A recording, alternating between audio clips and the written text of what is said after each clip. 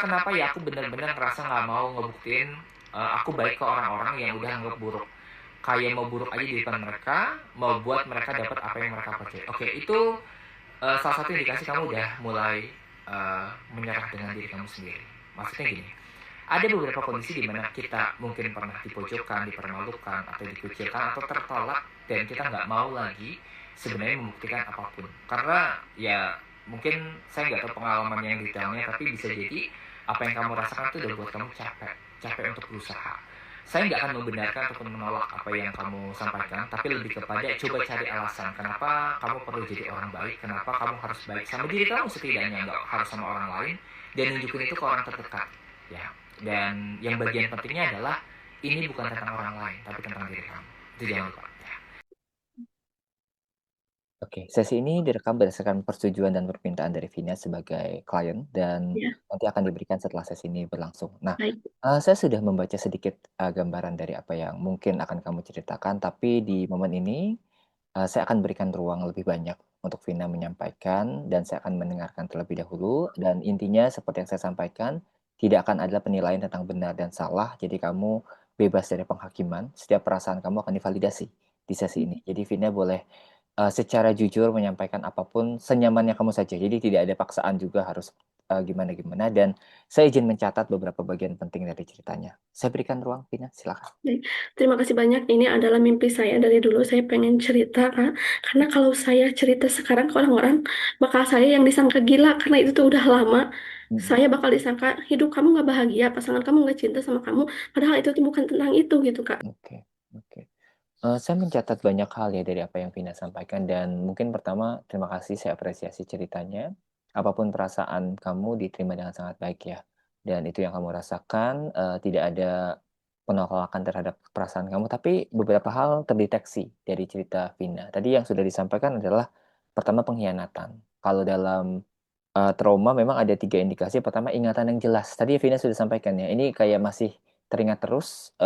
Yang kedua adalah trigger emosional. Jadi kalau misalnya ingat hal ini, mungkin ada perasaan-perasaan seperti benci, kecewa, sedih, atau apapun, dan itu akan menyertai ingatan itu. Dan yang ketiga, biasanya ada responnya.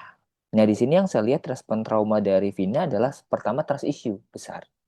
Ketidakpercayaan, jadi kayak negative thinking terhadap orang, asumsi negatif, dan yang berikutnya adalah lebih kepada tadi menarik diri, udah tidak peduli, tidak nggak jadi orang yang baik lagi, jadi orang yang cuek. Orang tuh banyak mikirnya kayak, gimana rasanya hidup sama orang yang pernah begitu kamu cinta.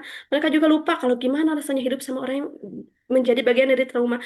Cinta dan benci saya itu tipis banget Kak ke suami. Mm, Ketika saya benci sama dia, benci banget, saya nggak peduli, saya ngerasa gak mau hidup tanpa dia, saya merasa bisa hidup tanpa dia. Tapi ketika saya cinta, saya bergantung banget Kak sama dia. Saya ngerasa wah dunia saya tuh cuma dia gitu Kak. ya, oke, oke.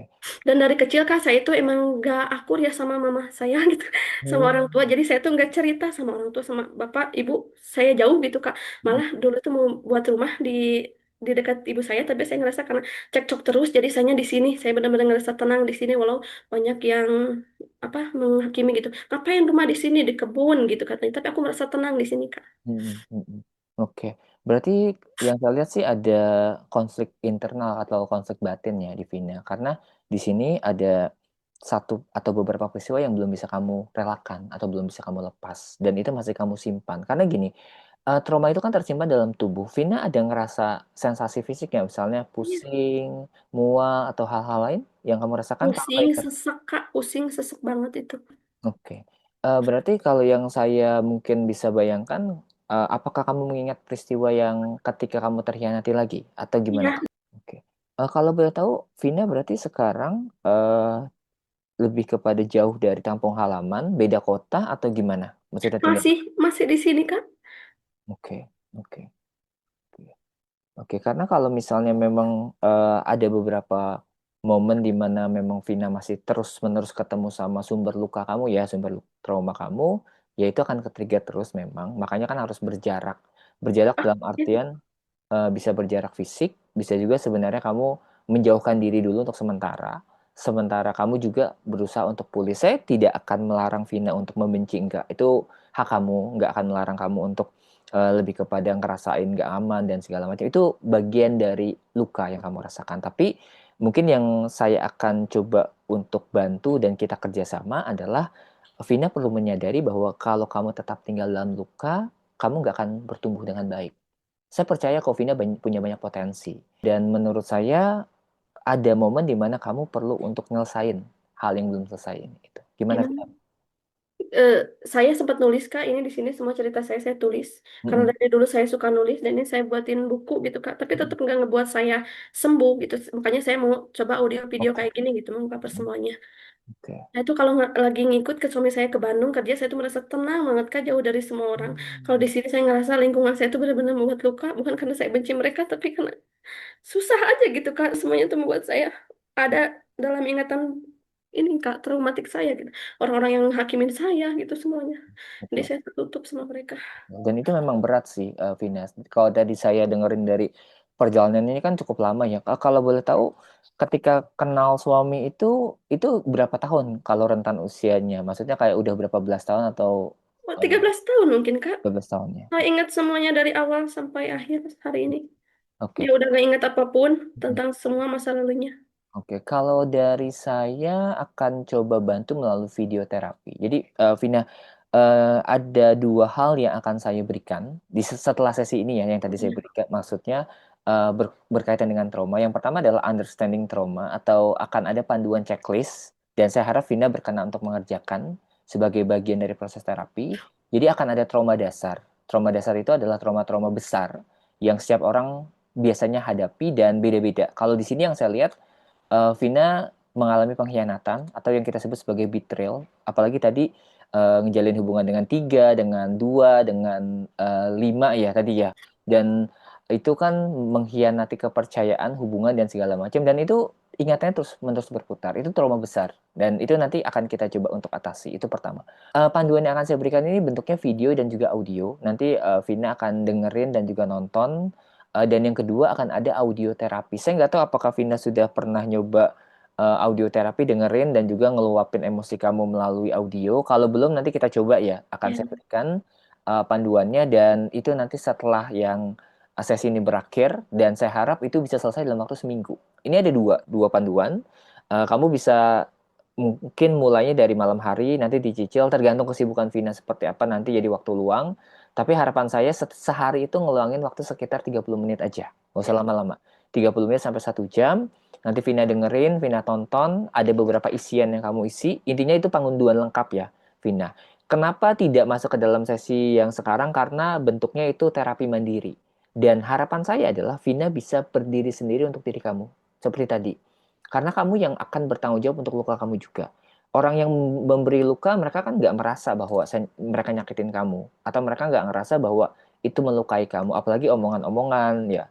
Untuk panduannya nanti ada yang namanya understanding trauma. Jadi tujuannya untuk memahami apa yang terjadi dalam diri Vina. Itu pertama. Yang kedua akan ada forgiveness therapy. Forgiveness therapy ini kan terapi memaafkan ya, Vina ya. Tapi memaafkan ini bukan berarti kamu akan lupa kejadiannya. Memaafkannya bukan buat orang lain, tapi buat diri kamu sendiri. Mungkin prinsipnya saya jelasin dulu. Memaafkan dalam psikologi itu bukan membenarkan kesalahan. Jadi kalau mereka memang jahat sama kamu, ya kamu akui mereka jahat. Mereka nggak baik sama kamu, akui. Tapi konsepnya gini, memaafkan tidak memberi maaf, tapi ngelepas maaf. Karena kalau memberi kesannya, kok mereka udah jahat sama saya kasih sesuatu gitu kan susah gitu ya. Tapi memaafkan itu adalah kamu seperti nanggung beban kamu sendiri, seperti kamu naruh batu di atas punggung kamu dan itu berat sekali. Jadi yang kamu lakukan adalah ngelepasin beban diri kamu sendiri. Kamu udah nggak percaya sama mereka. Tapi apakah kamu butuh pernyataan? Butuh, tapi di akhir mungkin. Yang kamu butuhkan sekarang adalah kamu yakin dulu dengan diri kamu sendiri. Setiap emosi-emosi yang kamu rasakan. Karena tadi sebenarnya udah sempat sampaikan ya. Ada hal-hal yang di dalam kendali dan di luar kendali. Yang di dalam kendali kamu ya apa yang kamu rasakan dan respon kamu terhadap mereka. Contohnya misalnya membalas, menyerang. Apakah kamu akan balas bersikap buruk sama mereka? Itu di dalam kendali kamu. Kamu yang putuskan. Sementara sikap mereka kepada kamu nggak bisa tentukan, Vina. Ya, Sebaik apapun Vina, mereka masih bisa jahat kok sama kamu. Seperti itu.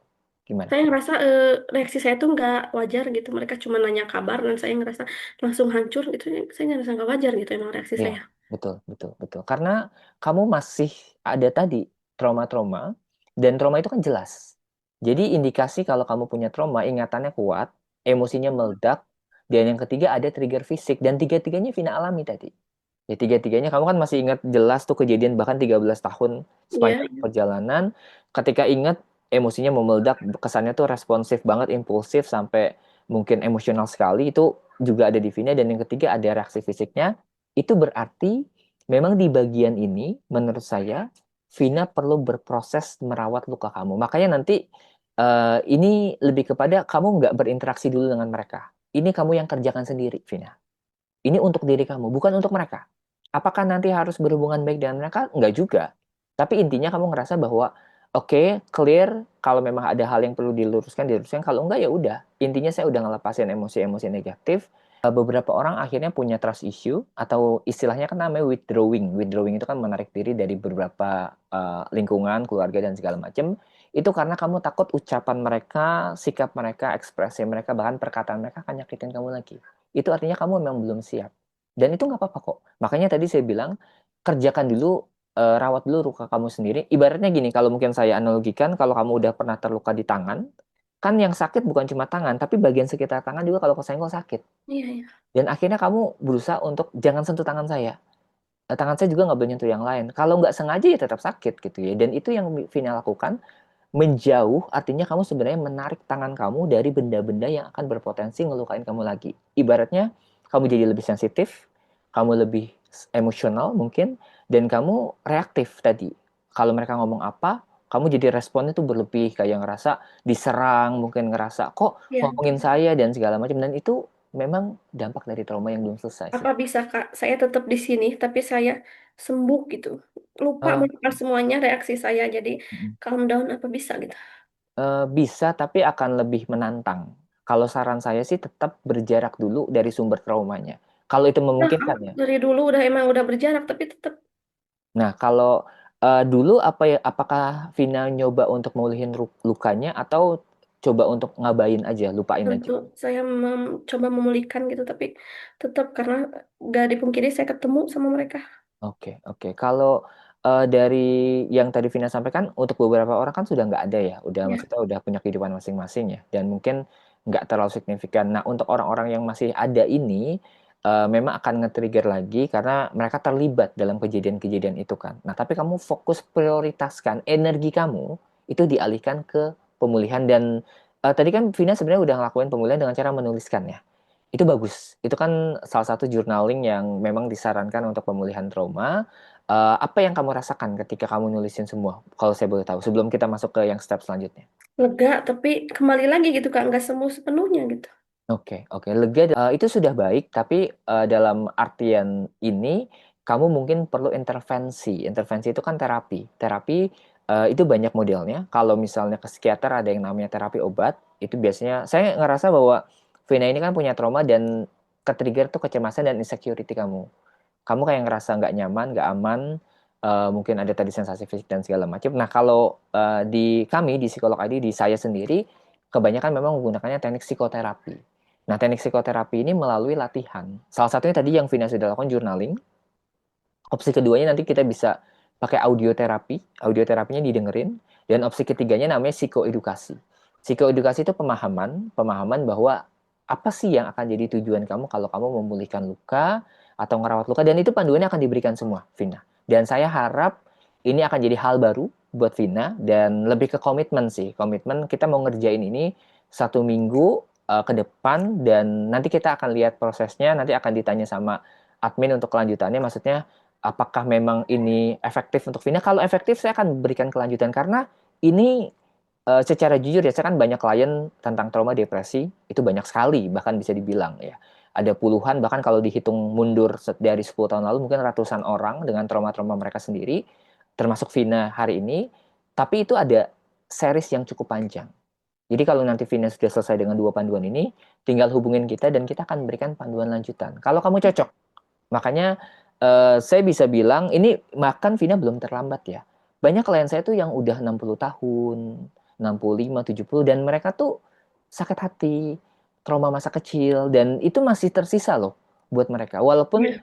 mungkin secara karir udah bagus, secara profesi udah mapan, hubungan juga kelihatannya baik-baik saja, tapi ternyata di dalam dirinya itu masih nyimpan banyak trauma. Nah, Vina kan masih muda ya di sini ya. Menurut saya sih ini sangat-sangat tidak terlambat. Jadi saya apresiasi ketika kamu mutus untuk cerita hari ini, mutus untuk minta bantuan, kamu ngerasa di bagian itu mungkin nggak cocok aja ya. Ya, Dan udah cocok. oke, oke.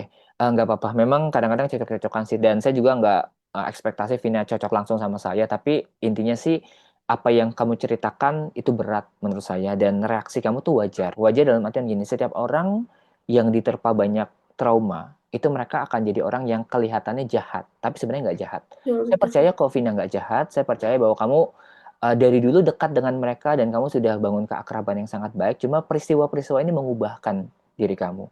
Dan di bagian itu saya paham bahwa Vina juga nggak mau jadi seperti ini. Tuh, Kamu mau pulih, kamu mau sembuh, dan kita akan lakukan perubahan itu. Jadi saya sangat berharap kerjasama. ya, ya. Dan, Saya ya, dulu ngerasa kayak orang-orang yang lebih gede tuh eh, panutan buat saya belajar, tapi ternyata enggak kan. Mereka juga punya ego dan saya tuh betul. banyak nge-cut off orang-orang tuh karena saya daripada saya memperbanyak masalah, saya cut off, saya hapus nomor mereka. Padahal itu tuh teman-teman saya dan saya banyak nge-cut off orang. Oke, oke. Dan itu adalah bagian dari proses filter juga ya, Vina. Dan betul, kamu nggak harus selalu dekat, nggak harus selalu berinteraksi dengan semua orang. Kamu boleh milih kok orang-orang yang mungkin berkontribusi baik buat diri kamu, dan itu nggak salah. Jadi menurut saya, Vina lebih prioritaskan diri kamu, keluarga kecil kamu, anak-anak, suami, baru nanti kalau misalnya kamu sudah siap, kamu mau memulihkan hubungan, kamu mau berinteraksi dengan mereka tuh bebas. Tapi itu lebih kepada pilihan kamu, bukan kewajiban. Tapi pilihan, oke, saya mau jalin hubungan baik dengan orang-orang yang dulu mungkin nggak baik sama saya, tapi tidak harus ya, tidak wajib. Itu sih dari saya, Vina. Dan untuk panduannya akan diberikan setelah sesi ini, dan saya harap Vina berkenan untuk mendengarkan, berkenan untuk praktek, dan saya doakan semoga ini Amin. bermanfaat dan cocok untuk Hmm. Vina. Itu besar harapan saya bahwa ini sesinya juga nggak jadi sia-sia. Saya banyak mencatat ya, ini lumayan ada 4 lembar dari cerita Vina hari ini. Kalau misalnya Vina sampai sekarang masih ngerasain trauma yang cukup mendalam buat kamu dan kamu bisa bertahan sampai saat ini, itu perlu diapresiasi sama kamu sendiri. Jadi Ya, kamu udah bertahan, jangan lupa kamu masih ada step selanjutnya, yaitu merawat lukanya, memulihkan diri kamu. Karena gini, kalau misalnya kamu nggak merawat itu, yang paling sering kena dampak adalah orang terdekat, Vina. benar. Termasuk suami Yang dan paling anak. sering saya balas itu suami. Nah, itu. Nah, kita kan nggak pengen malah jadi mulai tadi masalah baru dan segala macam. Itu awal-awal ngeselin ke dia karena Mm-mm, mm-mm. puas aja gitu. Betul, betul, betul. Itu respon yang wajar kok, wajar. Tapi karena udah sadar, itu nggak sehat loh untuk Ya, ya. dilakukan. Nah, makanya kita berusaha untuk proses. Dan disclaimer bahwa tempat kita bicara adalah tempat yang aman. Jadi apapun yang akan Vina bicarakan akan dirahasiakan tentunya. Setiap kejadian, perasaan, tokoh, apapun yang akan kamu ceritakan akan diterima dengan sangat baik dalam sesi ini. Oke, mungkin itu dulu untuk bagian pertama. Dan saya mau dengar dulu dari Vina, apakah ada hal baru, kejadian tertentu, atau misalnya masih melanjutkan yang sebelumnya juga boleh. Kalau misalnya ada pertanyaan seputar laporannya juga boleh. Bebas sih, Vina. Dalam 1 jam ini kamu bebas mau ungkap apapun yang saya harapin sih bisa jadi ini ya, sarana untuk buat Vina dapat tempat yang aman untuk bercerita. Itu sih. Saya berikan dulu ke Vina dan saya akan mendengarkan terlebih dahulu. Silakan. Oke, makasih Kak. Sebelumnya saya mau menceritakan kembali secara generalnya dari apa yang sudah saya ceritakan di sesi pertama dan di buku saya. Mungkin ini akan sedikit ngebut karena saya ingin mendengar lebih banyak dari Kakak. Jadi yang pertama, trauma saya yang pertama itu saya berada di titik terendah ketika saya merasa dihianati oleh Mm, orang-orang yang saya percaya gitu. Dan saya tuh udah tahu, udah dengar banyak bahwasannya si satu ini pacaran sama si sahabat saya si lima. Tapi saya sama sekali nggak mempercayai itu sampai pada akhirnya saya ngomong ke saya yang datengin si empat ini. Saya mm, tanya apakah benar si satu sama si lima ini pacaran. Dia bilang "Ah, itu cuma gosip gitu dan udah saya pun percaya gitu sampai one day saya itu di pesantren A saya coba minjem HP-nya adiknya si satu ini dan iseng buka SMS-nya ada pesan dari nomor yang nggak asing buat saya gitu. mm, mm, Pesan itu berbunyi, ayam cepetan sini ke rumah gitu mumpung gak ada siapa-siapa. Saya tanyalah ke adiknya, ini chat dari siapa? Katanya dari pacarnya si satu. Saya nanya siapa pacarnya? Si lima. Di situ saya langsung rasa lemes gitu ya dan ngerasa oh ternyata bener yang selama ini orang-orang bilang gitu. mm, Saya benar-benar sakit hati di situ dan mungkin besokannya saya inbox si lima ini di Facebook. Saya bilang saya marah banget sama dia, saya murka banget sama dia. Dia mm, cuma ngomong dulu juga pengen cerita ke kamu tapi nomor kamunya nggak ada katanya. mm. Saya marah ke dia dan beberapa waktu kemudian dia bilang, aku sama dia udah putus katanya, dan aku tuh bukan itu poinnya gitu. Poinnya tuh kenapa kamu gak jujur dari awal? Kalau kamu jujur sih aku akan nerima aja gitu ya, Mm-mm. karena aku kan sadar diri, aku gak mungkin melarang orang yang mau jatuh cinta gitu, karena Iya. aku mencintai orang itu. Aku sadar diri, bahkan aku tuh sering cerita ke si empat ini tentang gimana perasaan aku ke si satu, sampai akhirnya jadi si empat yang cerita ke aku gimana kedekatan mereka gitu. Mm-mm. Si Mm-mm. empat nunjukin chat-chat mereka, pesan-pesan mereka gitu kan. Aku nggak ada ngelarang mereka karena aku sadar diri gitu. Aku nggak berhak gitu atas mereka. Tapi aku sakit hati itu di situ setelah titik terendah aku yang pertama itu, aku nggak ada ngontek ke si tiga empat ini. Aku nggak ada ngontek, dan mereka menikah, mereka ketemu aku di jalan. Pas setelah Mm. menikah itu mereka bilang kenapa nggak datang katanya. Terus maafin kita ya, udah gitu di sana. Aku nggak ada kontak mereka, nggak ada marahin mereka. Mungkin itu juga salah satu yang menjadi trigger sampai hari ini, karena aku dulu pas kejadian itu cuman marahin si lima ini, cuman ngeluapinnya ke si lima. Mm-mm. Mm-mm. Aku nggak ada ngeluapin emosi ke si tiga empat ini, terus nggak ada juga marahin mereka, nggak mendapat penjelasan juga gitu kenapa mereka lakuin itu ke aku. Di situ aku udah beberapa tahun berlalu kembali lagi ke pesantren baik gitu ya. Si satu ini tuh ngilang lama kerja mungkin ya, setelah itu dia datang lagi ke kampung, dan di situ tuh kita chatan lagi. Si satu ini ngerespon aku tuh benar-benar beda banget daripada awalnya gitu ya. Dia ngerespon aku dengan sangat baik. Dia bilang, nanti kalau udah lulus sekolah aku mau ini ya, mau kerja ke luar negeri, terus Mm. pulang kerja aku mau nikahin kamu gitu katanya. Pokoknya kita utuh kayak hubungan tanpa status gitu ya, beda banget dari yang dulu-dulu gitu. Respon dia ke aku tuh. Terus dia pas gak ada kuota, nggak ada voucher ya, nggak ada pulsa, dia mau beli rubel voucher biar bisa kontekan sama aku katanya. Terus Mm. nanti ya, aku lagi bakar-bakar ayam nih sama temen aku, nanti sama kamu katanya. Pokoknya di situ aku ngerasa deket banget sama dia, sampai one day di pesantren lain ini teman-teman aku si dua ini ngomong lagi kalau dia chatan lagi gitu sama si satu. Aku sama sekali nggak mikirin itu karena emang si satu lagi deket sama aku juga. Tapi di situ eh, hari berlalu one day, semua orang tuh, teman-teman di sana tuh ngomong kalau mereka itu mau dijodohin gitu, mau tunangan katanya. Aku sama sekali nggak mikirin juga karena emang si satu lagi dekat sama aku gitu. Mm-mm. Lalu setelah itu aku dengar sendiri dari saudara aku kalau mereka katanya mau dijodohin. Di situ aku langsung lemes, dan aku pulang ke rumah, aku chat si satu ini, aku bilang kamu beneran mau dijodohin sama dia, mau tunangan? Dia nggak bilang beneran enggaknya, dia cuman bilang kita break dulu ya, aku mau sama dia lagi ya. Di situ aku beneran hancur, kayak ngerasa terus yang selama ini kita laluin apa gitu, semua janji-janji manis yang dia kasih ke aku itu apa gitu.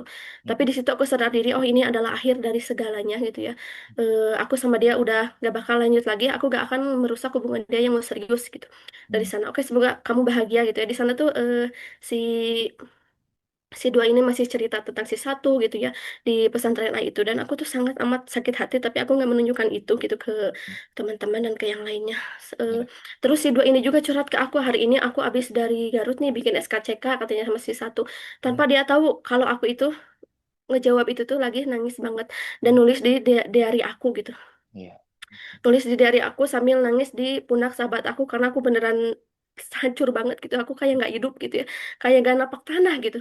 Aku Iya. nangis, aku dianterin ke temen aku sama bapak aku naik motor ke bawah buat cuman buat cerita dan nangis itu, karena aku bener-bener nggak bisa curhat ke orang tua gitu dari kecil. Mm-mm. Mm-mm. Orang tua tak tahu apa yang aku rasain itu karena dia, ibu aku tuh kepo sendiri gitu ya, Mm. kecacat aku bangun tidur, HP aku nggak ada, ternyata Oh. ibu aku lagi buka-bukain chat aku, pesan aku di kamar mandi tuh, HP aku. Mm. Mm. Terus ibu aku juga buka-bukain buku diary aku gitu, padahal aku tuh sama sekali nggak suka gitu ya curhat ke dia. Bahkan keluarga aku, nenek aku tuh nasehatin aku gitu, dan aku tuh nangis gitu pas dinasehatin tuh. Aku tuh bener-bener nyesek, tapi aku bener-bener tahu harus harus mundur, harus mengakhiri semuanya gitu. Mm. Jadi pas mencintai yang paling melelahkan itu Mm. mencintai dia gitu. Aku tuh nggak mau, aku tuh nggak kuat gitu. Tapi kayak Tuhan sendiri yang menguatkan perasaan aku sampai Iya. di titik terakhir aku gitu. Dan mungkin seminggu dua minggu ketika aku udah berhasil selangkah lagi, mungkin aku move on. Mm. Sore Mm. itu aku ngelihat ada pesan dari si satu ini, dia bilang, maafin aku ya udah ninggalin kamu demi dia. Aku mau serius lagi sama kamu katanya. Mm. Aku Mm. nyesel udah ninggalin kamu demi dia. Di situ aku langsung teriak kegirangan sampai mama aku dari dapur datengin aku gitu ya. Terus Mm. dia bilang, udah jangan direspon lagi laki kayak gitu mah gitu. Dia Mm. mah nggak benar mainin cewek gitu. Tapi aku kan nggak bisa membohongi perasaan aku kalau aku masih cinta, masih sayang sama dia gitu. Dari situ kita pacaran. Terus aku bilang ke dia, jangan tinggalin si dua ini kayak kamu ninggalin aku. Tahu-tahu sama cewek lain gitu. mm, mm, Pelan-pelan aja ninggalinnya gitu. Jadi ketika pacaran sama saya masih ngebiarin mereka itu kontekan gitu. mm, Sampai waktu berlalu, si dua ini juga curhat ke saya. Si satu ini udah punya pacar baru, katanya sakit hati. Kenapa di saat aku mulai sayang, dia ninggalin aku gitu. Padahal pacarnya itu aku. Dan aku nggak ngerasa puas ya, karena walau awalnya dia yang nyakitin aku nggak ngerasa puas. Justru aku ngerasa sakit hati. Aku juga nggak tahu harus ngapain gitu. ya, Melihat dia sedih, aku juga ikut sedih gitu. Dan mm, waktu berjalan, aku itu pengen ini, pengen jujur lah gitu ke si dua ini, karena emang banyak juga orang yang kepo siapa pacarnya si satu ini. Aku pengen jujur ke dia karena ngerasain aku waktu dihianat tahu-taunya dari orang lain itu sakit banget gitu. Aku jujur ke dia, boleh nggak aku pacaran sama si ini nembak aku gitu. Terus dia bilang, kalau masih nggak ngehargai, kalau masih ngarahin kita jangan, kalau kalau udah nggak ngehargain mah terserah gitu. Di situ aku bilang aku udah pacaran sama si satu ini. mm, Disitulah awal apa ya, pokoknya nama aku hancur. Aku di fitnah sebagai perebut, padahal pada awalnya kan dia yang rebut, tapi aku nggak gede-gedein itu. Aku memendam semuanya sendirian gitu. mm, Aku tuh dari kecil tuh emang nggak suka ini ya, nggak suka curhat ke orang tua gitu, karena ya kelas 1 SD aku pernah merasakan sebuah tekanan gitu ya, mm, mm, masalah, dan ya itu membuat berat gitu lah buat aku, dan aku hadapin itu sendiri sampai akhirnya teman-teman aku yang ngaduin ke orang tua aku tuh ngerasa kayak apa ya, campuran antara gengsi, antara malu, antara takut gitu sama orang tua, dan ngerasa kayak udahlah kalian juga ribet gitu sama hidup kalian gitu, udahlah urus masing-masing aja gitu. Sampai hari ini bahkan ke orang tua tuh aku nggak suka cerita, terus malah suka ngegas gitu ya. mm, mm, Dan aku ngerasa nggak adil aja gitu, aku yang sesendirian ini sedari kecil harus berurusan sama orang-orang yang apa-apa tuh diramein ke orang tua, ngadu ke orang tua, diramein ke tetangga, terus sama orang-orang yang bisa membeli kepercayaan orang lain dengan harta tata rupa citra mereka gitu ya. Aku mm, ngerasa nggak adil aja gitu. Bahkan si lima ini mm, mm, waktu pacaran sama si satu ini dia itu agresif ya. Aku waktu jadian sama si satu ini, mm, aku sempet chatan nih sama si lima. Aku bilang aku jadian nih sama si satu, dia ngucapin selamat dan dia minta nomor si satu ini. Tapi aku juga gak bodo-bodo amat ya. Aku kasih nomor aku yang lain, terus dia ngechat, mm, happy for your relationship, new relationship gitu. Setelah itu pas mm, pas mau nikah pun dia orang yang paling ngerasa paling paling tersakiti, ngerasa paling ditinggal gitu. Padahal dia tuh udah lama dibuang gitu, tapi mm, kok dia bisa segitunya gitu. oke, Dia update di status Facebook, temenin yuk katanya ke kondangan, nyari joki buat ke kondangan.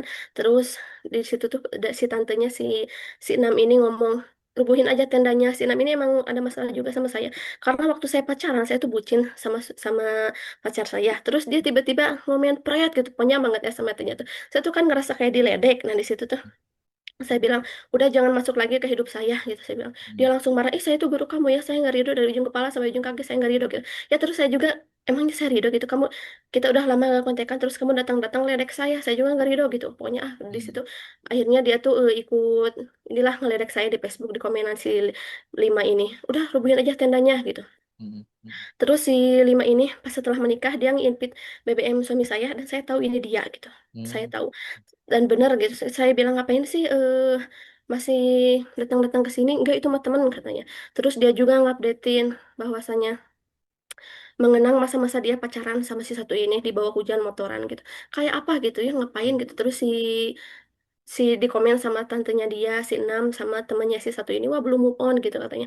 mm, Dan mm, di situ saya ngerasa, "Ah, ngapain sih, gak ada kan yang ributin kalian gitu, kalian waktu pacaran gimana, waktu pacaran kalian kesana kemari double date sama si tiga empat ini gak ada yang ributin kok gitu. Apa waktu saya pacaran tuh disorot banget gitu ya, saya mm, di fitnah rebut dia lah. Dan emang bukan cuman karena isu rebut itu saja, tapi karena emang saya sama suami tuh deket banget gitu ya. oke, Pacaran, pas pacaran tuh deket banget, dan seringlah ketemu, sering kemana-mana, dan orang nyangkanya karena saya yang duluan cinta terus saya yang mempengaruhi dia, padahal enggak gitu. mm, mm, Dia juga mempengaruhi saya.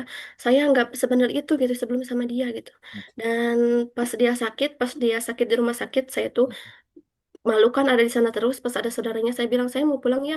Dia langsung ngomong ke orang tuanya, catetin hutang saya udah, saya takut gak lama lagi gitu. Di situ dia langsung pesimis karena saya yang mau pulang gitu. mm, Nah, setelah itu si dua ini masih, saya sama si dua ini konflik tuh masih panjang. Semua keluarganya dia tuh bersikap buruk ke saya, yang udah saya ceritain di buku dan di sesi pertama kemarin.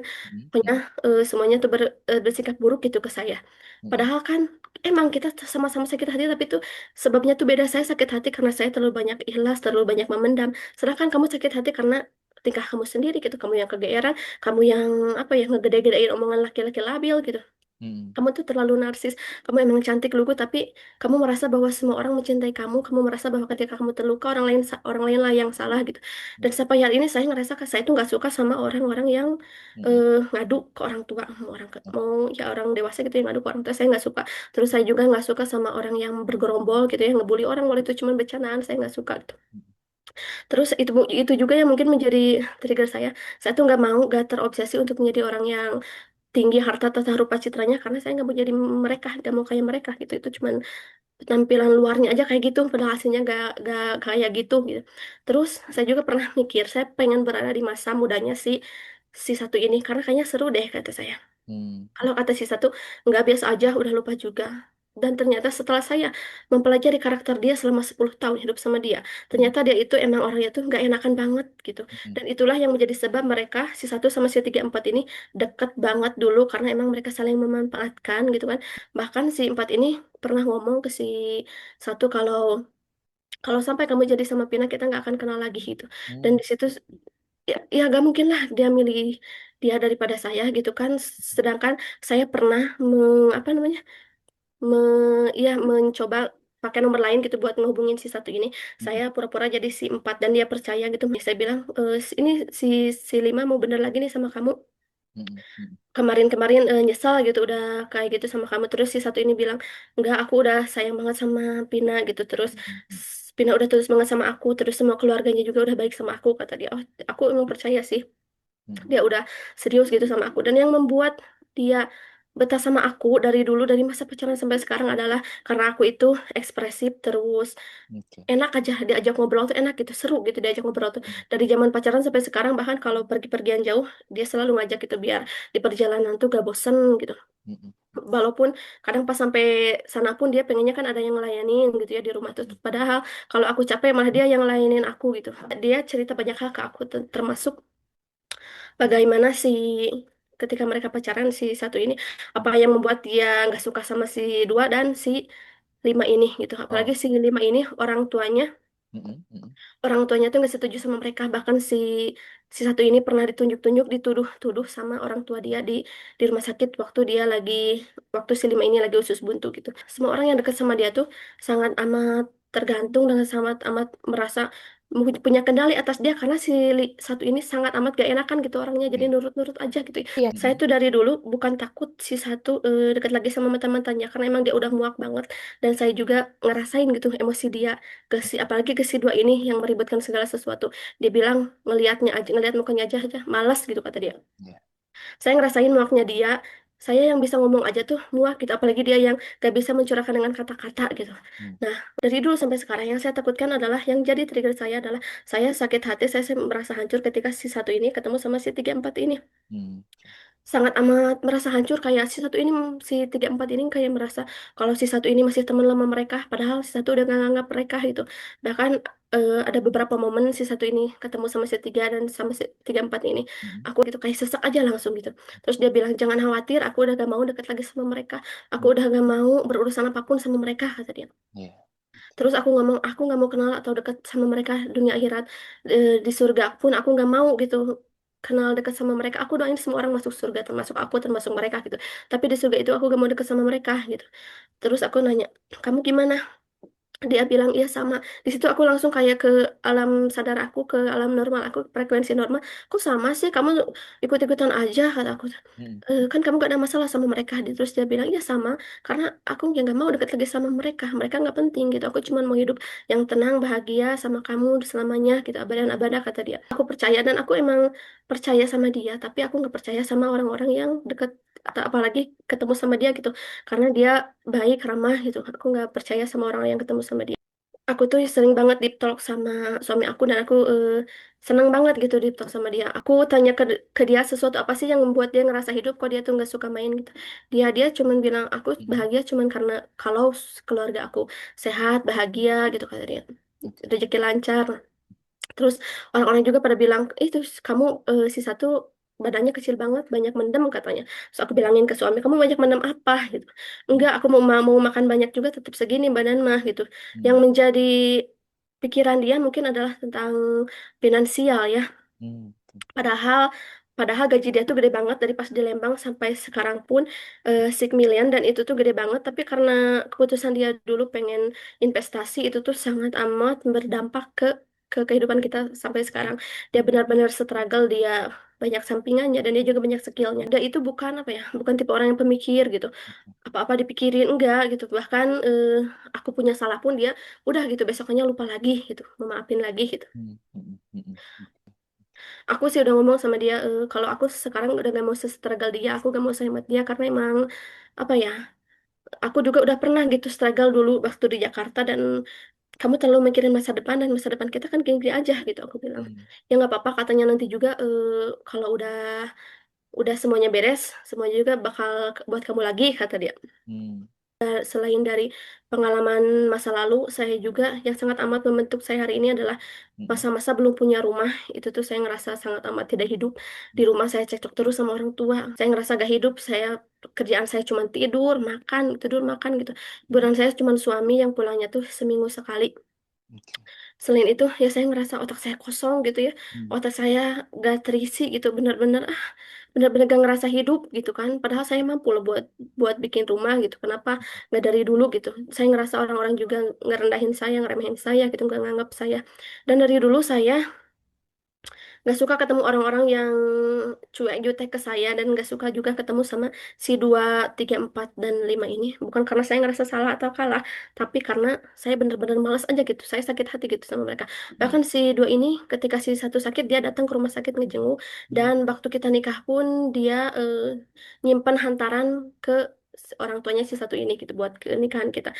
Buat saya ngapain sih gitu mau sok jadi pahlawan kesiangan gitu, setelah apa yang lo lakuin, Hmm. setelah apa yang lo ributin gitu, itu gak akan mengubah sudut pandang kita yang udah muak gitu, gak akan mengubah apa yang udah lo lakuin gitu sama kita. Oke. Saya waktu di rumah sakit, mereka datang ke rumah sakit, saya nangis di pinggir sungai karena benar-benar sakit hati dengan apa yang udah mereka lakuin gitu. Oke. Saya nggak punya bukti otentik tentang apa yang saya rasain, tapi saya benar-benar semuanya itu benar-benar terekam detail gitu, itu bakal jadi bukti otentik saya gitu. Hmm. Terus dia bilang, aduh, bacanya baru baru sedikit aja, bacanya tuh udah sakit hati gitu, aku udah nangis, kok ada ya orang yang setulus ini gitu sama aku, tapi aku baru sadar, kata dia. Dan Hmm. dari kecil saya tuh ngerasa nggak punya tumpuan gitu dalam hidup saya, orang yang saya andalkan, orang yang saya merasa memiliki atas mereka gitu. Karena Oke. itu saya ngerasa kalau gak apa-apa orang-orang terdekat saya mau baik ke orang-orang yang jahat sama saya, itu bukan urusan saya gitu. Saya itu udah netral gitu dari kecil, sadar diri, karena saya ngerasa mereka bukan bagian dari mereka, dari saya jadi gak terbuka aja gitu sama mereka. Dan mereka mau sahabat saya, keluarga saya, mau tetap baik ke orang-orang yang gak baik sama saya pun, ya saya Hmm. nggak peduli gitu. Oke. Sampai akhirnya ada suami saya ngerasa kalau saya berhak banget nih atas dia, saya berhak atur-atur dia, saya berhak berhak segalanya gitu lah sama dia, karena dia tuh saya cerita segalanya ke dia gitu kan. Bahkan sampai hari ini, dan sisi saya yang cuek, dingin, jutek di umum adalah sisi yang sangat amat langka saya tunjukkan ke suami, karena di rumah saya ke dia tuh sangat amat gacor ya, sangat amat ekspresif, begitupun dengan dia sangat ekspresif ketika dengan saya gitu. Dan di rumah ketika sikap saya berubah jadi agak dingin dan tidak banyak bicara, dia pasti tahu kalau saya lagi kenapa-napa gitu, dan dia pasti langsung berbaik-baik banget gitu ya ke saya untuk mengetahui saya lagi kenapa gitu. Itu selalu bilang kalau kita tuh harus selalu baik sama orang, walaupun orang itu mau suami istri, mau sekeluarga, jahat sama kita gitu, mungkin kita bersikap buruk ke kita, toh itu adalah urusan mereka dengan Tuhan, dosa mereka dengan Tuhan gitu. Aku dan kamu itu urusan kita gitu, kamu itu urusan aku, tanggungan aku gitu. Aku pengen kita tuh sama-sama masuk surga gitu, kata dia. Jadi tapi itu tuh ngebuat orang lain tuh jadi gak tahu diri gitu.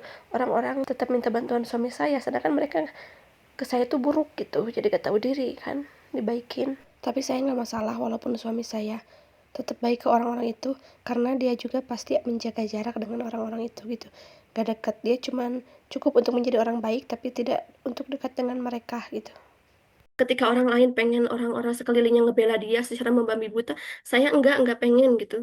Ibu saya tuh ya, ketika saya bermasalah sama si dua ini, dia yang kepo, si dua ini punya pacar siapa siapa, saya nggak mau tahu gitu ya. Dan Hmm. itu bukan urusan saya juga, saya juga nggak mau apa, nggak mau mengoreksi dia, terserah aja gitu, bukan urusan saya gitu. Mungkin dulu sampai 2 tahun saya itu sering kali ngechat si empat ini. Ketika saya mengingat apa yang pernah terjadi, saya ngechat si empat ini gitu ya. Hmm. Saya marah-marahin dia, padahal dia nggak ngapa-ngapain dan itu sebenarnya kan kendali saya, kendali pikiran saya. Tapi saya marahin dia gitu di Facebook. Sampai mungkin 2 tahun pernikahan karena teman-temannya si satu ini juga ngedeketin si satu ini ke si tiga empat ini gitu. Hmm. Dan saya sama sekali nggak benci ke teman-temannya karena mereka baik sama saya gitu. Tapi Hmm. itulah saya nggak suka sikap itu mereka mendekat-dekatkan saya nggak suka gitu. Terus sama orang-orang terdekatnya si satu ini juga saya bukan benci tapi kayak krisis kepercayaan gitu karena orang-orang terdekatnya si satu ini dulu tuh kayak ngebangga-banggain si dua gitu di depan saya kayak ngebela dia gitu. Jadi saya tuh gak ada gak ada kepercayaan gitu sama mereka. Jadi krisis kepercayaan gitu ke mereka. Saya tuh sekarang tuh bener-bener nggak mau ngebuktiin apapun ke siapapun gitu. Kayak pengen orang percaya saya gitu, oke terserah dapetin apa yang kamu mau gitu. Orang mau mikir saya anak menantu, Hmm. ibu istri yang buruk, ya saya ya nggak apa-apa saya tunjukin gitu. Saya sengaja cuek di depan mereka ke keluarga saya, ke saudara saya. Terus saya juga sengaja marah-marahin suami saya depan mereka karena emang ya terserah lah gitu. Toh saya yang lebih tahu diri saya. Hmm. Saya sama suami juga udah pada ngerti gitu kan saya bukan jahat gitu tapi apa yang saya rasain itu benar-benar membatasi diri saya gitu Oke. buat baik sama mereka gitu bahkan ke orang-orang baik tuh semoga aja mereka semoga Tuhan lah yang ngebalas mereka gitu apalagi ke orang-orang yang jutek tuh saya nggak mau gitu Hmm. baik ke mereka karena effort ke orang baik pun saya ngerasa effort gitu apalagi ke orang-orang yang nggak baik kalau ada orang yang saya balas di dunia ini dari dulu itu mungkin suami saya. Dulu tuh saya sering banget membuat dia kesal, suka banget. Kayak puas Hmm. aja gitu dulu membuat dia kesal. Terus sampai sampai ke sekarang pun masih kadang ketika dia tidur dan saya belum tidur, saya teringat masa lalu, saya cubit dia gitu sampai kebangun. Terus dia melek dikit sambil tersenyum ke saya, senyum tulus gitu sampai mau meluk saya.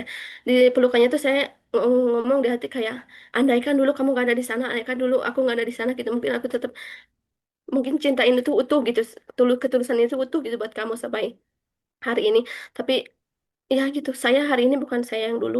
Saya Hmm. lebih percaya diri, tapi saya hari ini terbentuk dari 90% dari saya yang dulu gitu. Oke. Dan dari waktu saya belum punya rumah itu banyak orang banget yang ribetin hidup saya, padahal saya sama sekali nggak ribet sama hidup mereka, saya nggak peduli sama hidup mereka. Hmm. Hmm. Tapi mereka sebegitunya gitu sama hidup saya. Saya tuh ngerasa apa ya? Waktu di titik-titik terendah saya tuh nggak ada energi buat ngurusin orang. Saya cuma cari-cari tentang psikologi. Saya tuh lagi kenapa ya? Saya tuh kenapa gitu? Dan Hmm. nggak ada sama sekali gitu buat ngurusin orang. Tapi orang tuh sebegitunya gitu sama saya.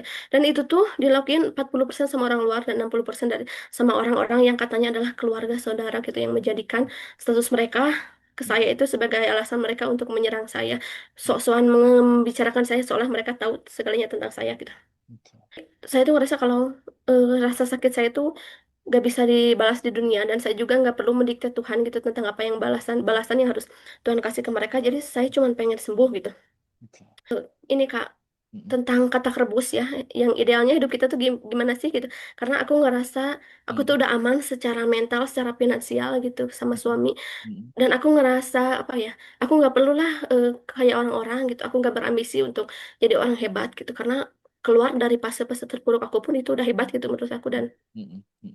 eh, ketika aku selek sama suami 20% aku aku ngerasa kayak ini telat nih kenapa nggak dari kemarin-kemarin gitu aku aku apa bertumbuh gitu terus aku pas selek sama dia aku suka ini apa aku suka beli-beli baju aku suka beli skincare kayak pengen merawat diri gitu tapi itu Hmm. tuh cuma 20% sisanya 80% tuh ya kembali lagi dengan rasa aman aku dengan kebahagiaan aku sama dia gitu Hmm. aku udah ngangkit ke dia tuh kenapa sih kamu gini-gini ke aku udah nggak kayak gitu karena apa yang dia berikan ke aku itu udah lebih dan perjuangannya tuh udah sangat amat lebih gitu ya daripada apa yang aku rasakan cuman emang trigger itu tuh masih ada di sekeliling aku gitu dan dengan hal-hal yang kecil kalau dulu sering banget terjadi pertengkaran besar karena aku belum bisa mengkomunikasikan aku kenapa kalau sekarang aku bisa mengkomunikasikan aku pas setelah bertengkar besoknya aku bilang aku nih nggak suka karena kamu kemarin gini gini gini karena gini gini gitu karena hal-hal yang emang sepele gitu terus sekarang dia udah nggak lagi diatur-atur karena udah ngerti sendiri gitu ke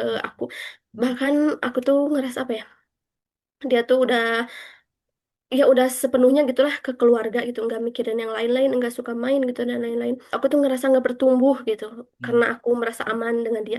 Kemarin-kemarin aku pernah berada di zona yang gak nyaman gitu.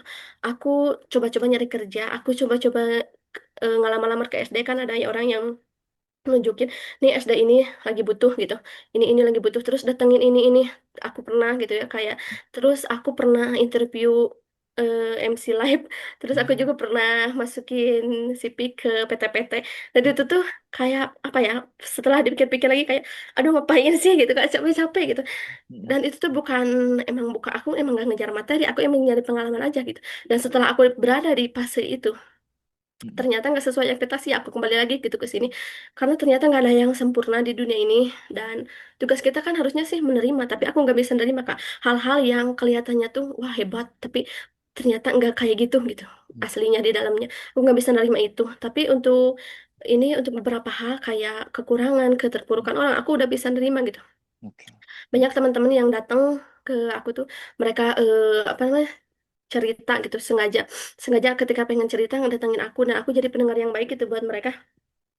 Aku berada di sisi terburuk mereka, di sisi terburuk mereka gitu. Hmm. Hmm. Aku suka ngedengerin mereka, jadi pendengar yang baik buat mereka, tapi aku ngerasa ketika aku susah, aku nggak ada siapa-siapa gitu, karena emang aku nggak mau cari pertolongan ke siapa-siapa juga gitu. Hmm. Aku sama suami pun udah di titik yang sangat amat harmonis hari ini, hangat hari ini.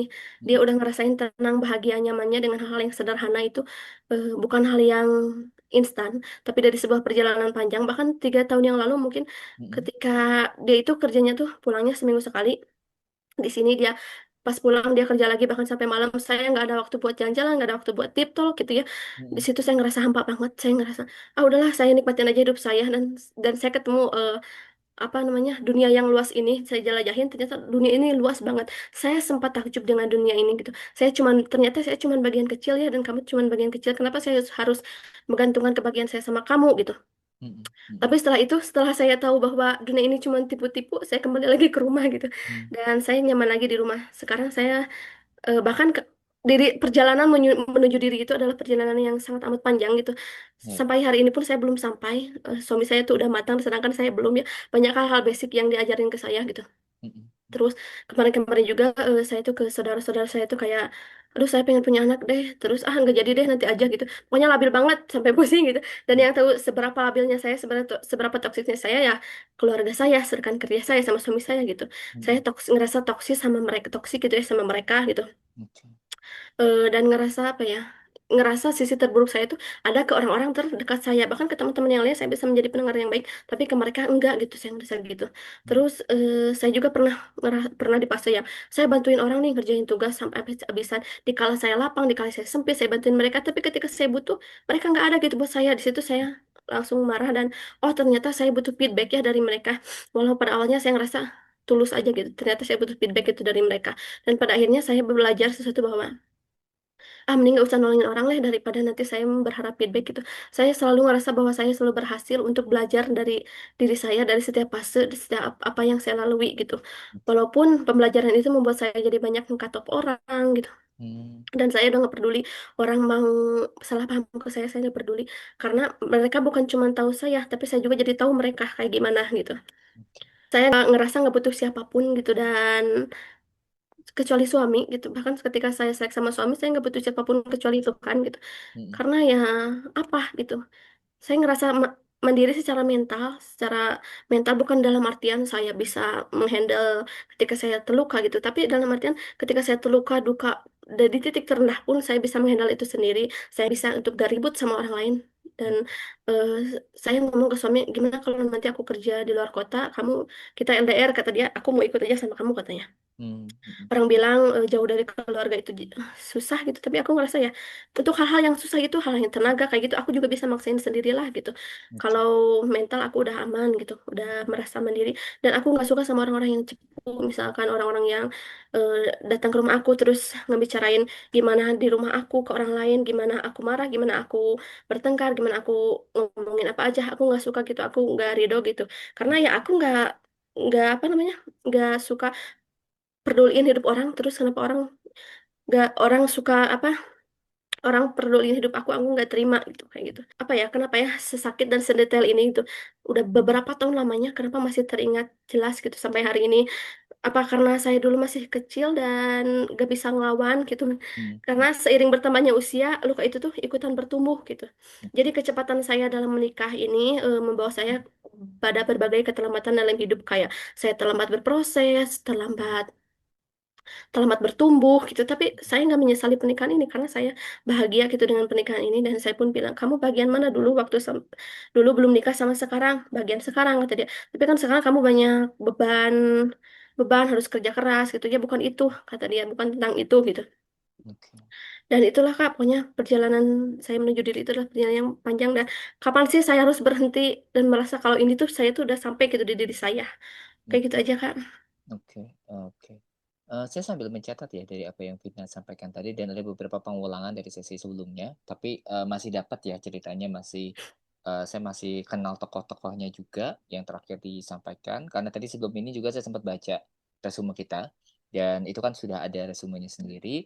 Nah, kalau apa yang Vina sampaikan sebenarnya ada banyak proses ya yang sudah terjadi dan banyak hal baik, tapi di sini yang masih tersisa memang adalah saya sebutnya sebagai kejelasan dalam pengalaman di masa lalu. Nah, trauma itu punya tiga indikasi. Yang pertama itu vividness. Jadi setiap kali kamu ingat itu kejadiannya bisa seperti baru jadi kemarin, ya baru terjadi, kemarin. Padahal itu udah terjadi mungkin belasan tahun atau bahkan puluhan tahun itu bisa. Nah, yang kedua ada trigger.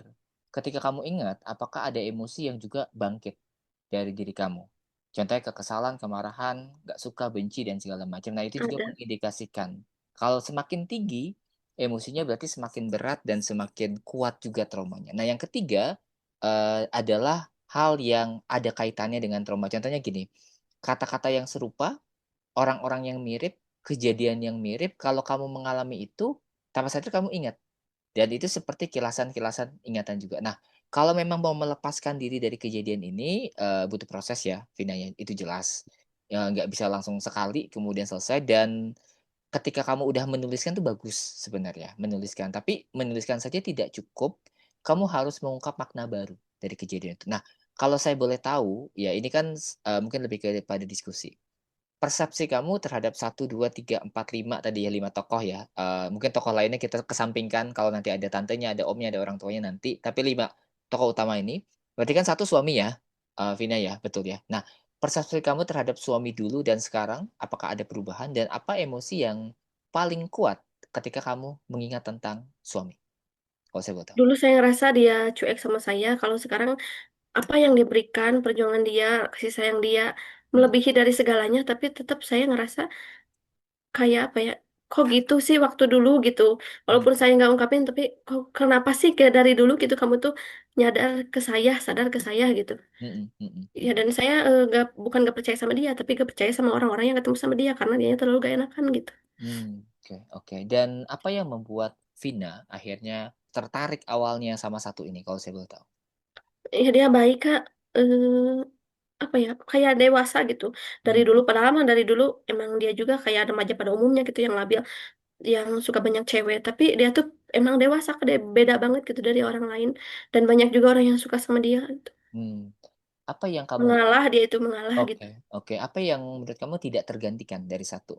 Ini konteksnya Hmm, dulu ya, dulu kayak dulu ada hal-hal khusus yang buat Vina kayak merasa bahwa dia ini satu-satunya, saya yakin sama dia. Nah, apa tuh yang mungkin saya boleh tahu? respon dia mungkin dia tuh, dan saya juga mungkin kan butuh sosok kakak gitu ya, saya butuh sosok lelaki yang membimbing gitu, yang responnya tuh kayak merangkul banget kayak ke adik gitu. Oke, Respon dia baik banget.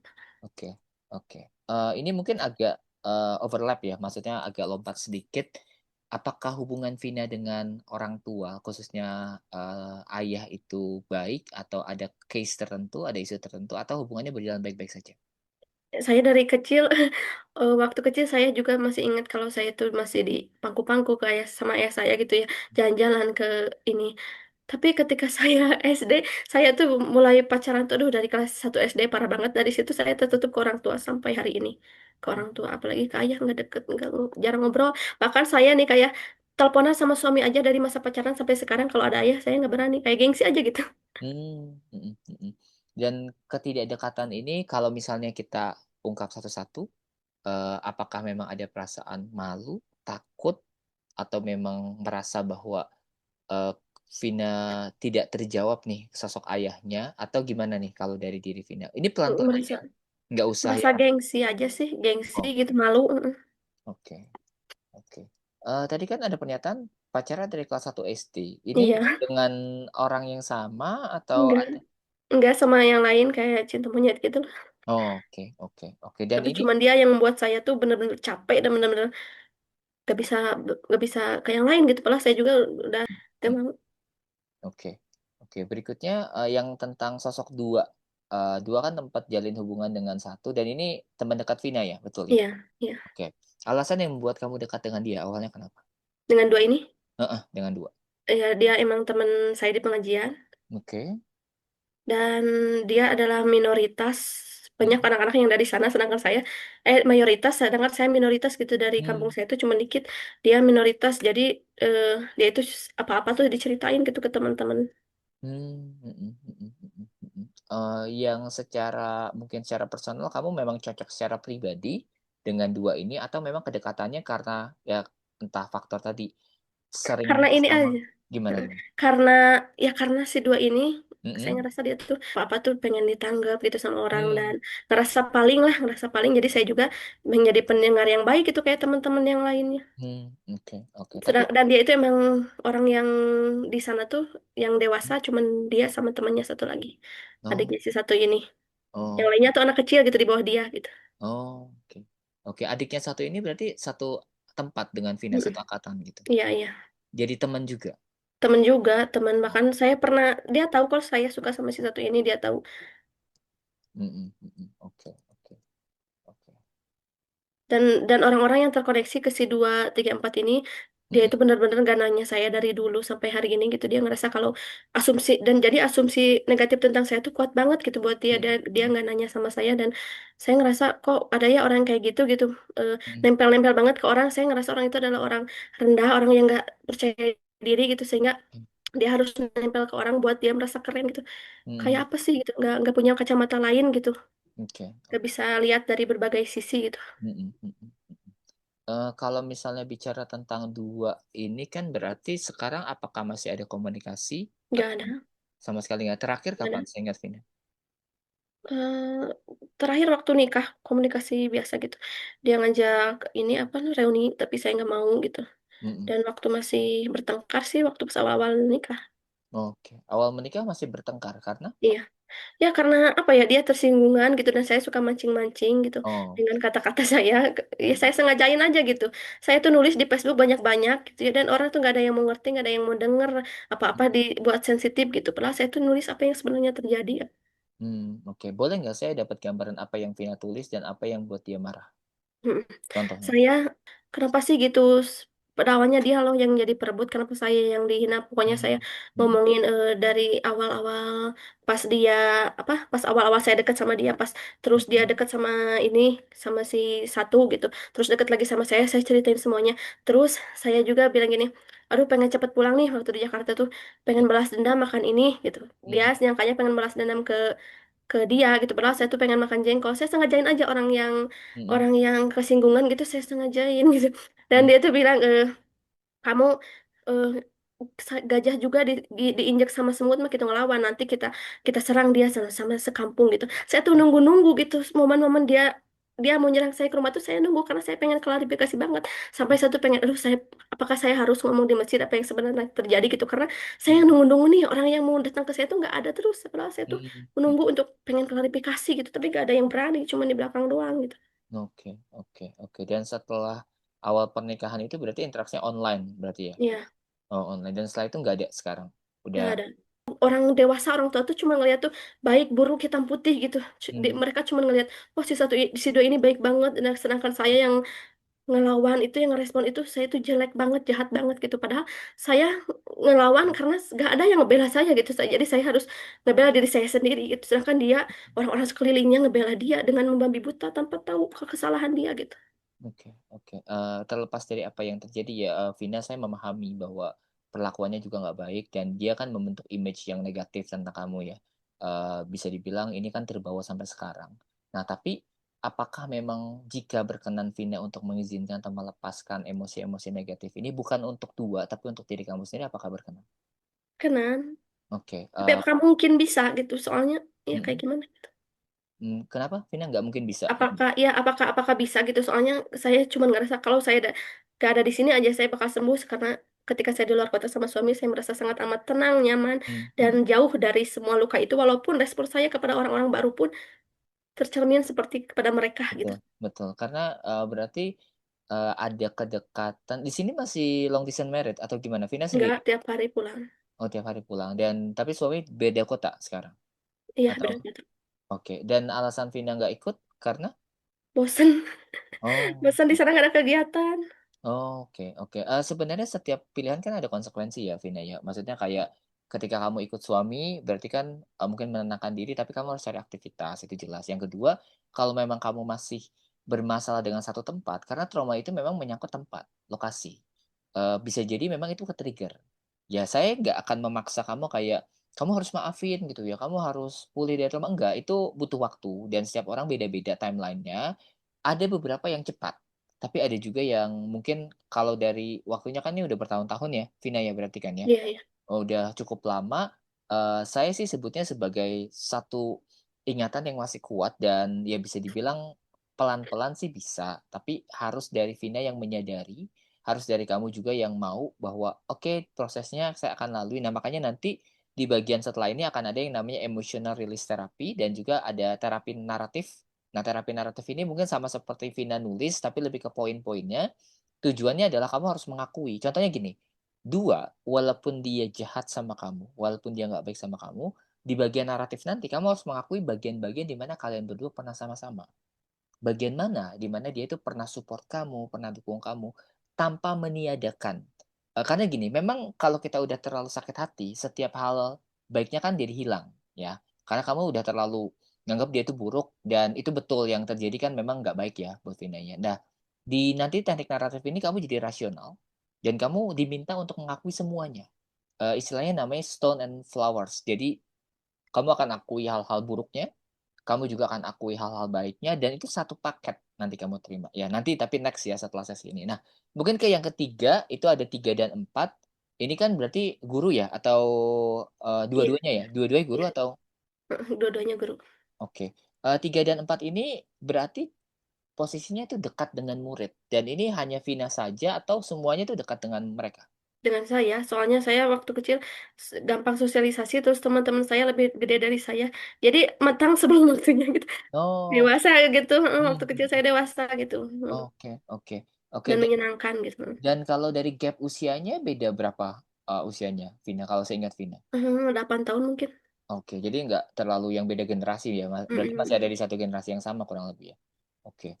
Beda 8 tahun dengan kedua orang ini dan Ya, interaksinya atau hal yang bikin kamu paling kan di sini tadi sempat bilang bahwa kamu akan ke-trigger kalau suami kembali berinteraksi dengan mereka. Mereka anggap suami teman lama. Berarti kalau sama suami satu angkatan atau gimana? nggak beda 2 tahun.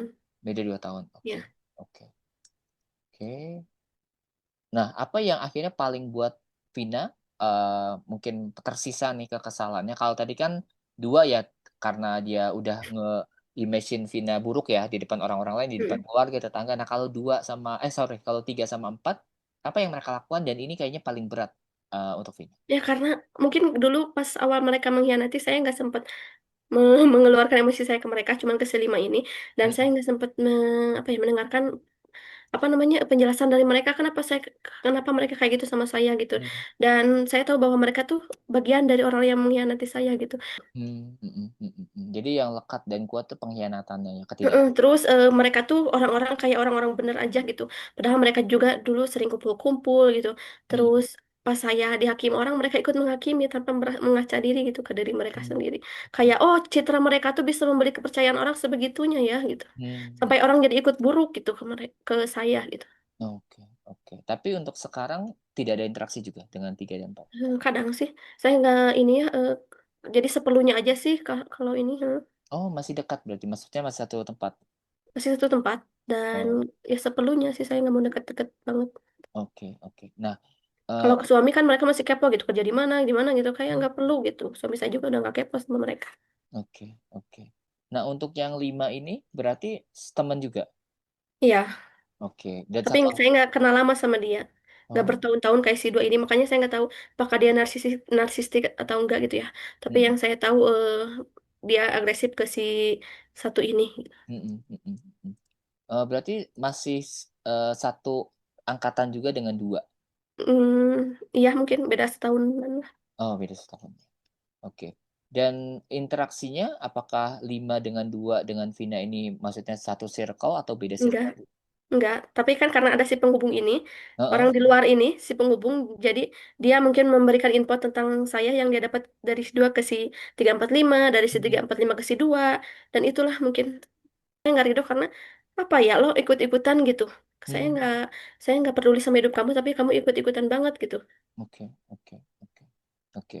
Oke, secara keseluruhan kalau misalnya saya boleh tanya apa benefitnya atau apa keuntungannya atau apa dampak baiknya ketika Vina masih ada dalam emosi-emosi negatif ini menurut kamu? Contohnya misalnya kamu masih sakit hati dengan 2, 3, 4, dan 5. Dampak positifnya apa buat kamu? Saya nggak tahu karena jadi ngebuat saya low empati sama sekeliling, bahkan saya jadi gak netral gitu ke orang-orang yang baik sama saya karena mereka dekat sama orang yang gak baik saya jadi gak netral, jadi Hmm. low empati juga sama mereka, jadi saya menutup diri gitu, gak mau gaul sama mereka. Dan saya gak masalah sama orang-orang yang udah bisa ngobrol sama saya. Ternyata saya juga nggak seburuk itu gitu ya. Orang Hmm. yang dulu buruk saya baik ke saya juga masih bisa baik ke mereka, ngerespon mereka dengan baik, walaupun emang emang karena nggak terbiasa komunikasi jadi kaku gitu. Mm, mm, mm, mm. Nah, kalau misalnya hal negatif ketika kamu masih menyimpan kekesalan dengan 2, 3, 4, dan 5. Sangat amat banyak. Dan triggernya tuh selain itu mereka orang-orang sekeliling juga adalah trigger gitu, di mana Hmm. mereka saya menyimpan memori tentang mereka, tentang bagaimana mereka menghakimi saya gitu. Dan Hmm. sangat amat banyak sih kalau ininya negatif mah. Oke, oke. Saya jadi cemas gitu Mm, kalau suami saya keluar. mm, mm, mm, mm. Oke, oke.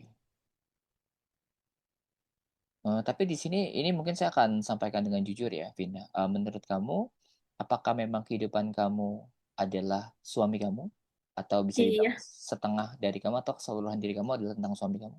keseluruhan kayaknya, karena saya pernah berada di fase ya di selain dia gitu ya, tapi hidup saya jadi gak terarah terus. Mm, mm, mm, Ya mm. saya kembali ke fase nyaman aman tuh cuma sama dia gitu, Oke, oke. nggak ngebutuhin yang lain. Mm, berarti suami kan safe zone-nya ya, ruang aman buat Vina. Dan gak ada yang salah dengan itu, balik lagi ya. Gak ada yang salah dengan kamu punya support system, punya ruang aman. Di sini sebenarnya salah satu hal dan bagian yang sehat ya dalam kehidupan adalah saya percaya bahwa setiap dari kita perlu banget untuk mencintai diri sendiri sebelum mencintai orang lain. Jadi ini mungkin poin yang kadang-kadang terlewat, ngerasa bahwa saya sudah maksimal mencintai pasangan saya udah ya kalau konteksnya Vina kan suami ya.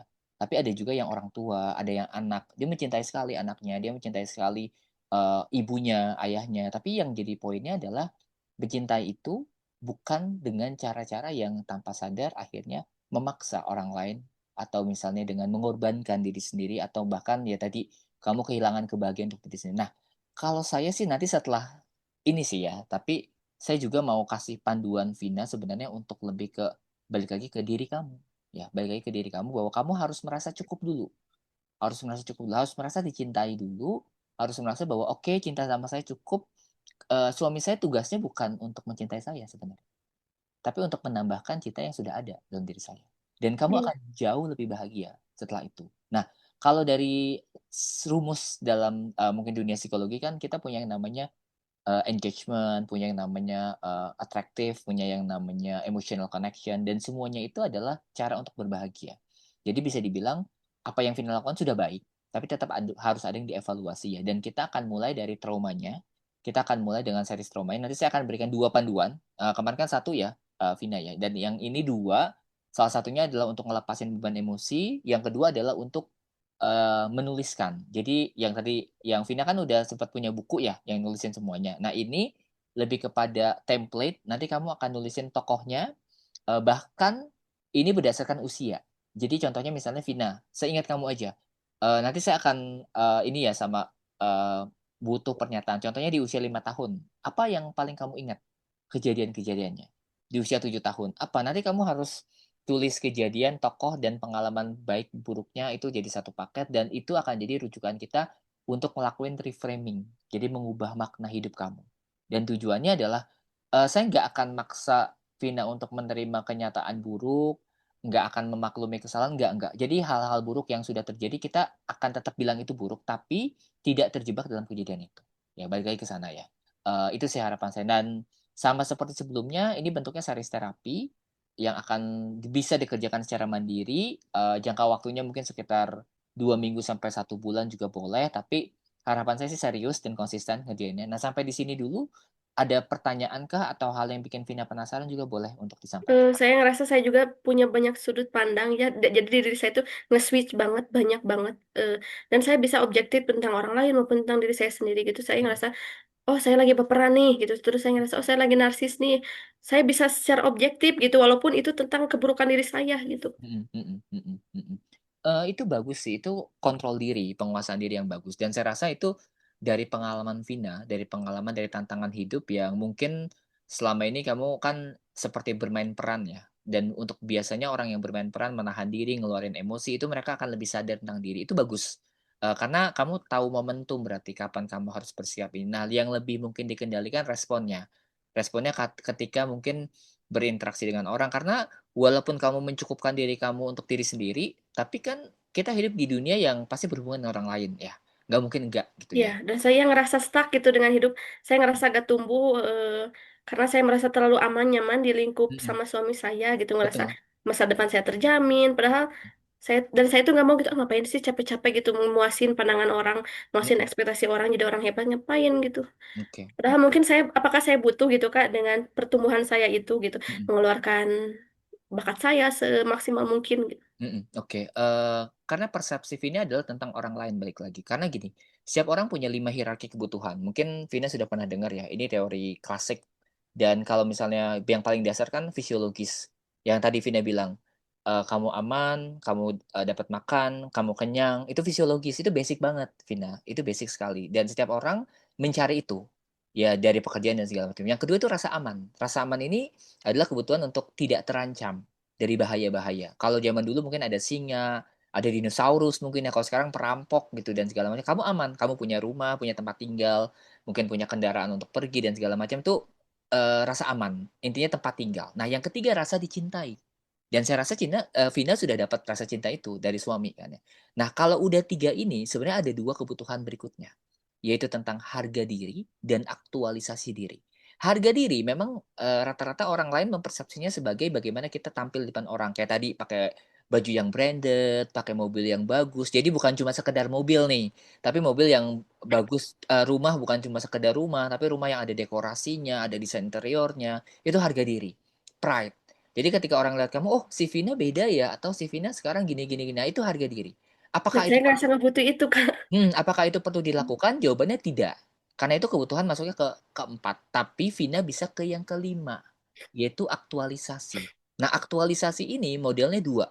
Berbagi untuk sesama, atau kamu langsung ke pengalaman yang spiritual. Spiritual itu bukan selalu tentang keagamaan ya, tapi tentang kedamaian, peaceful. Dan salah satunya ya prosesnya sebenarnya memaafkan, melepaskan, menjalani kehidupan. Dan menurut saya aktualisasi adalah cara sebenarnya kamu untuk memaksimalkan potensi. Bukan tentang orang lain, balik lagi. Nah, kalau ngomongin tentang orang lain kan tadi harga diri, pride ya. Yang keempat, Vina boleh kok nggak masuk ke sana. Itu kan pilihan. Karena tiga yang mendasar kamu udah punya. Yang keempat nggak dilakukan nggak apa-apa. Ya udah kamu yang kelima sekarang. Kenapa? Karena dengan memberikan ruang untuk aktualisasi, kamu akan belajar, kamu akan kenal diri, dan kamu nggak akan stuck. Karena pembelajaran itu kan seumur hidup. Artinya, manfaatkan waktu kamu dengan baik. Kalau ada waktu, kamu harus sadar bahwa apa ya yang bisa saya pelajari. Yang saya pelajari ini bukan untuk orang lain. Untuk ningkatin kualitas hidup saya, untuk buat suami saya lebih happy, untuk buat saya lebih happy. Contohnya, sesederhana explore resep baru kalau masak. Sesederhana kamu olahraga di rumah dan latihan-latihan fisik itu sebenarnya aktualisasi loh. Sesederhana bagaimana kamu punya, saya pengen belajar lukis nih, saya pengen belajar nyanyi, itu aktualisasi. Jadi tidak sekecil dan sebesar banget, tapi hal yang dekat dengan kamu.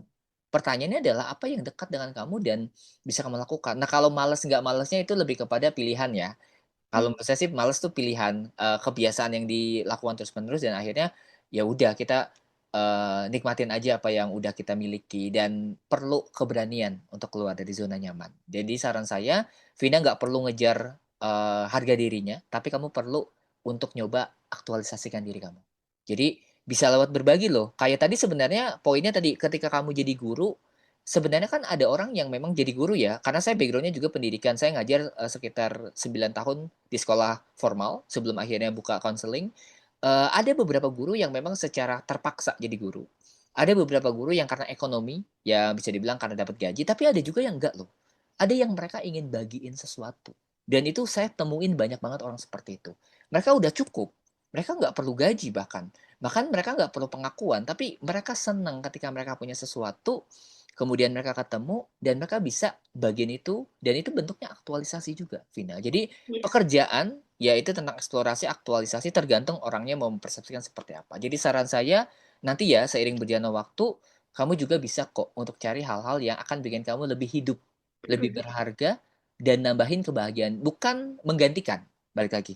Kamu udah bahagia dan saya senang sekali, tapi ini lebih kepada untuk menambahkan kebahagiaan yang kamu miliki karena bukannya nggak puas ya, tapi kalau misalnya Vina bisa lebih bertumbuh, berkembang, kenapa tidak? Gitu sih dari saya. Oke? Ya dari kecil saya emang emosional banget, kayak emosionalnya itu yang marah, meledak-ledak gitu. Kalau Mm-mm. sekarang saya lebih sabar, lebih tumbuh gitulah, Mm-mm. setidaknya pekerjaan ini. Oke, oke. Itu bagus sih, Vina. Dan nanti saya sarankan untuk yang selanjutnya bisa coba yang terapi mandirinya dulu. Dan seiring berjalannya waktu, saya harapkan emosinya pelan-pelan juga turun intensitasnya. Sama kalau nanti berkenan juga yang naratifnya, kalau sudah jadi jurnalnya juga atau teksnya juga bisa dikirimkan ke kita ya, biar saya baca juga apa yang terjadinya. Mungkin itu dulu. Mohon maaf karena ada sesi lagi di 14.15. Saya harus Iya, iya. akhiri Makasih sesi banyak, Kak. keempat ini. Terima kasih banyak, Vina. Terima kasih untuk waktunya. Senang rasanya bisa dengar ceritanya lagi. Dan saya harap ini juga bisa setidaknya membantu dan mengobati ya perasaan Vina. Sambil kita juga harus ada action tetap ya. Iya, Harus iya. ada yang dilakukan. Jangan lupa. Tapi Itu saya penting. tuh Hmm, nggak bisa tidur tuh, Kak, karena mikirin, aduh saya tuh pengen cerita banget hari itu juga, saat itu juga. hmm, Jadi itu tuh, saya kepala saya berisik banget pengen cerita, tapi nggak bisa tidur gitu. Saya harus gimana? Nulis pun udah nulis, tapi tetap gitu pengen cerita gitu. hmm, Ke hmm. orang yang ngerti. Kamu bisa gantiin itu lewat voice record dulu sementara. Kalau misalnya kamu nggak punya orang yang benar-benar buat cerita, karena memang ada kondisi di mana emosinya terlalu numpuk dan Mm-mm. pengen buru-buru dikeluarin kan ya. Intinya Mm-mm. sih seperti itu. Itu Nah, sih. sebenarnya Vina bisa pakai voice journal. Ini jadi opsi selain journaling. Jadi kamu bisa rekam, nanti dengar kembali, itu bisa. Tapi itu di rumah mama aku, jadi aku nggak mau bersuara. Oh, serba salah ya, berarti ya. Ada bagian-bagian yang sulit. Mungkin bisa melipir dulu. Kalau ini mungkin saya cerita sedikit aja ya. Sebelum ini kan saya ada klien dan kliennya itu dengan depresi. Ada kecenderungan untuk ya bisa dibilang ngakhirin hidup dan segala macam. Nah, setiap kali dia jurnal itu dia selalu pergi ke tempat yang nyaman dan memang dia bisa teriak-teriak di situ. Eh, Waktu awal sebelum konseling sebenarnya secara jujur niatnya tuh dia ingin bunuh diri di sana. Tapi setelah dia ngikutin konseling, dia menemukan bahwa ada cara lain selain dia harus mengakhiri hidupnya. Dan tempat yang tadinya dia buat untuk rencana mengakhiri hidup, sekarang malah jadi tempat safe-nya dia untuk teriak-teriak, untuk cerita lewat voice dan segala macam itu bagus. Nah, Vina mungkin bisa cari satu tempat yang dimana kamu bisa bicara dengan nyaman, kamu obrolin semuanya ke diri kamu, dan kalau memang ternyata waktunya tepat untuk diomongin sama orang lain juga boleh sih, seperti itu. Oke? Terima kasih banyak Vina sekali lagi waktunya. Sehat selalu untuk Vina dan saya harapkan Hmm. sesi ini membantu. Saya akhiri dulu sesi ini. Terima kasih. Makasih, Kak.